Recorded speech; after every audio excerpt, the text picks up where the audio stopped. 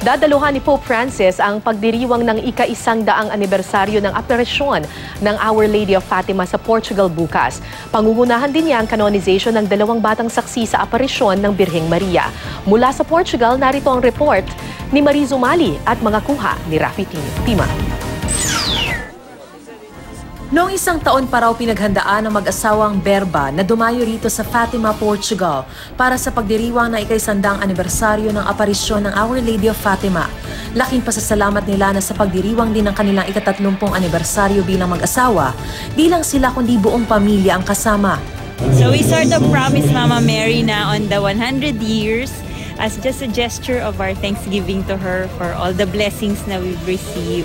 Nababalik kami by hook or by crook. I had an accident in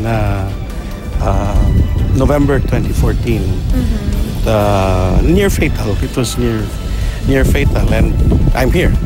Mga Marian devotee ang mag-asawa at isa sa kanilang 7 anak, ipinangalan pa nila kay Francisco na isa sa pinagpakitaan ng mahal na birhen noong 1917.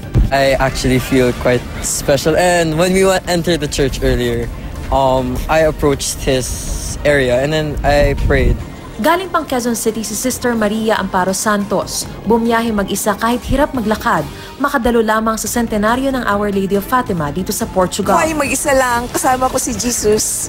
At saka nga sabi ni Josefa Segovia, if the Blessed Virgin Mary is everything for you, you will see wonders. Dami na niyang ginagawang wonders. 100 taon ngayong 13 ng Mayo, sa mismong lugar na ito, sinasabing nagpakita ang mahal na Birheng Maria sa 3 batang pastol na sina Lucia, Jacinta at Francisco. Ngayon, itinuturing ng selebrasyong ito bilang isa sa pinakamahalagang pagdiriwang ng mga Katoliko. Mula rito sa Fatima, Portugal, Mariz Umali, GMA News.